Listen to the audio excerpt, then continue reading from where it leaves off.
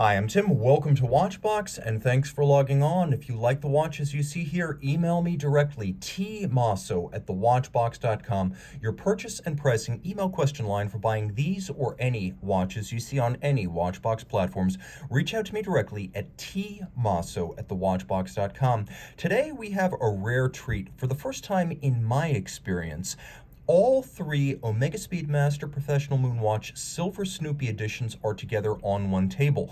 I've got measurements, close views, and I'm going to break down the different features of these landmark collectibles.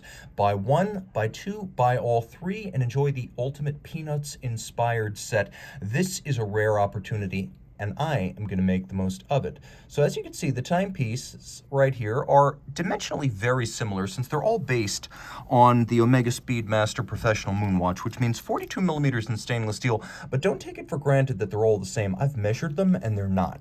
We're going to start with the first watch.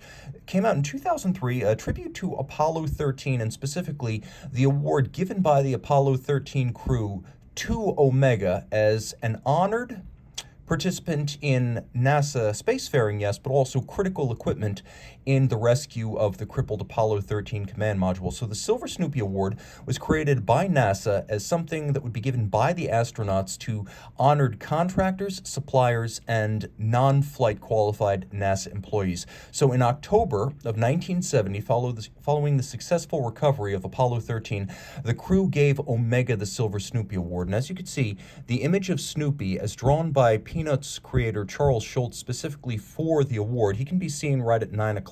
The watch is very similar to other Speedmaster Professional Moonwatches from the time, so there's not a whole lot that distinguishes this model from a standard Moonwatch of its time. It's 42 millimeters in diameter in stainless steel. It's the only one of our three here that has a plexiglass or thermoplastic crystal. It's 14.1 millimeters thick, and again, it's the only Silver Snoopy that came with a factory bracelet. So we've got a lug-to-lug dimension of 48.5 millimeters, just the case, but if you include the end links of the bracelet, it's 53.1. There's a 20 millimeter spacing between the lugs, and the main distinctions here, aside from the fact that you have the image of Snoopy on the front and Snoopy on the back, this is a limited edition, 5,441, and that number is derived from the duration of the Apollo 13 mission, which took over 142 hours. Now, the watch is standard Moonwatch fare, mechanically and dimensionally. We'll zoom out a little bit here, and I'll get you a sense of how this watch fits on my 16-centimeter circumference wrist. As you can see, it's a broader watch than the other two because of those solid end links, and it's easily the sportiest of the three because of the presence of the Omega bracelet. The timepiece also, and this is a surprise, wears thinner than the other two in spite of the presence of the Hesselite crystal. This is actually the thinnest by quite a margin, 7/10, or I should say 4/10 of a millimeter versus the latest Silver Snoopy, and then 7/10 versus the 2015 watch. So you get a sense of how this watch wears. It's also the most discreet and the one that looks most like a standard Moonwatch. We'll do a quick loom shot for this watch, and you can see it's also loomed like a standard Moonwatch.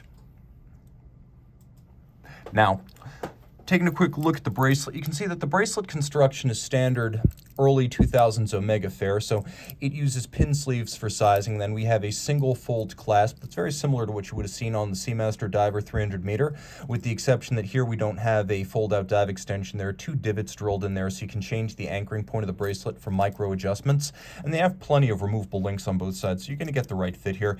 As you can see, this watch is in good condition with minimal, if any, refinishing, and this model features an anodized aluminum insert for its bezel. So aside from the graphics on the front and the back and the individual numbering, this one is the closest to a conventional Moonwatch. It also features caliber 1861. The first and the second Snoopies have the same Moonwatch caliber, closed caseback, manual wind, LaMagna-based 48-hour power reserve, 21.6 beat rate, 18 joules, 50 meters water resistant, and it has a cam chronograph actuation with lateral clutch engagement. It's very, very similar to the watch that was at the time flight qualified and qualified for extravehicular activity by NASA.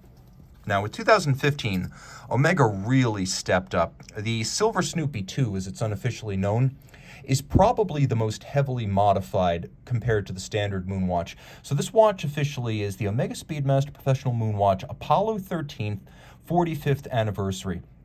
The watch was made in 1,970 pieces, and I guess I should talk about market value here. We may as well note that this one is the most affordable at about $24,950 on the market. This one right here, which had a retail price back in its day of just over $7,000, this watch is now worth $52,950 on the open market. So quite an escalation, and one of the few Omegas for which you can say Rolex really finds itself at no pricing advantage. This watch has gained better than any Submariner, better than any standard Daytona. This is genuinely impressive stuff for an Omega watch. Now the watch is dimensionally similar, but not identical. As I mentioned, it's 42 millimeters in diameter. It's 48 millimeters from lug to lug. It has a 20 millimeter spacing between the lugs, and with the sapphire crystal, it's 14.8 millimeters thick. Now there's a lot that's changed. So you've got the sapphire crystal, you have a bezel insert that's now made of ceramic, you have a dial that is matte white. A couple of standout features. You can see that the indices here are applique. They're actually slotted into little drillings in the dial, and the indices are solid blocks of luminova with black lacquer on top of them. We have this black and white motif across the dial designed to recall the comics, the newspaper comics, in which the Peanuts characters famously featured. We also have the image of Snoopy recumbent, or I should say prone, at 9 o'clock, and then failure is not an option. That's actually a line from the Apollo 13th movie, but it's so closely associated with the mission that it's become part of the NASA pop culture. I believe that was an Ed Harris quote from the Apollo 13 movie. You can see that there are 14 individual comic cells. What could you do in 14 seconds? That refers specifically to a period of time during which rockets were being fired on the command module to regain Earth orbit and recover the crippled craft. So 14 seconds, timed, of course, with an Omega Speedmaster Professional Moonwatch. And then we'll do a loom shot here. This is easily the most entertaining of the three because it looks the most different. It's got a loomed tachymeter like a gray side of the moon, and then you can see those solid blocks of luminova that comprise the hour indices. They stand proud of the dial, and you can see just how much volume they have. Plus you can see Snoopy is loomed in his entirety. As distinctive as this watch is, I think it's the case back that really set it apart. Now, it's a combination of grand faux enamel, so the base is a very, very dark navy blue translucent enamel with metal elements added to reflect the image of the cosmos. And then we have this freehand engraved sterling silver Snoopy.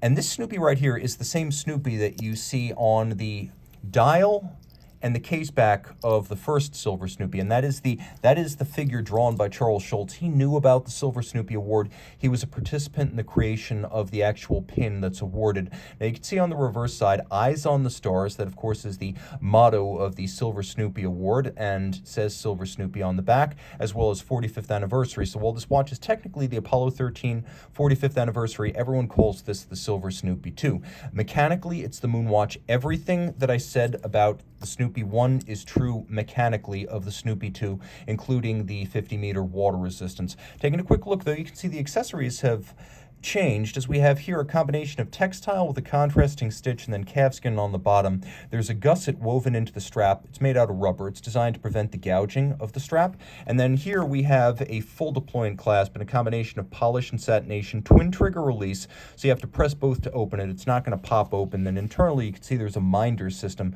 So you tuck the strap in, and then the strap buckles down, and then there's no need for strap minder loops externally, and it's a very clean look. So it's a secure clasp, and as a deploying clasp on a Moonwatch, it's a little bit of an upscale feature, something you don't necessarily expect. Now, jumping forward, this watch was announced last year.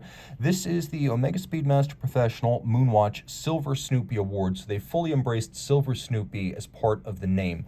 Now, we'll do a quick loom shot here, although it looks like it might have a dramatically different loom shot than the original watch. It's not that different. That's the Snoopy 3. And this is the Snoopy 1. You can see there are very few differences, and those primarily relating to the indices and 12 o'clock. Jumping back into the world of the living and the light, we take a quick look at all that has changed on the dial. We have the image of Snoopy, once again, a reference to the first generation watch, as well as the award itself. We have applique indices. The hands as well as the indices are blued.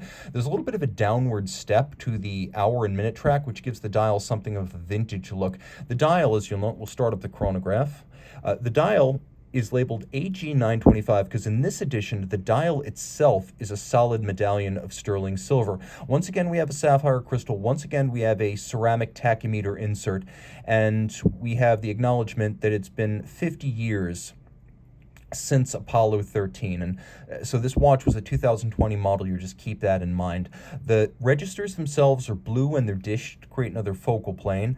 Ceramic bezel, insert, durable sapphire crystal, and then another one over the case back. You can see there's the command service module with Snoopy and his Red Baron guys riding.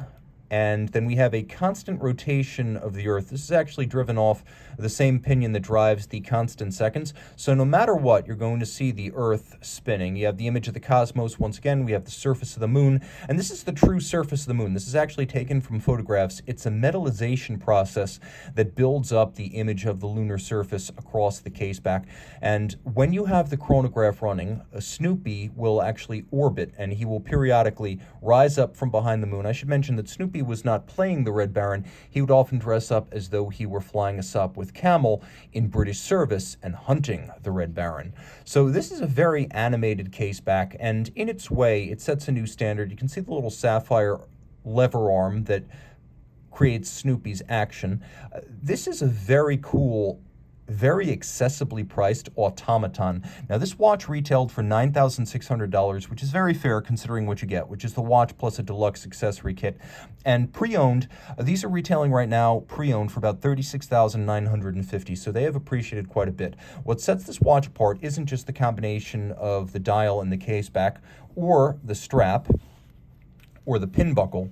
It is the fact that this does have the modern Moonwatch caliber, the 3861 inside. I will show you one quick and cool feature, though. You can see on the reverse side of the strap on the black calfskin, the image of the recovery route taken by Apollo 13. So launched from Earth, it actually swung around the moon and used that inertia at the edge of orbit to fling itself back into space and back into Earth orbit for recovery. So that's what you're looking at right there.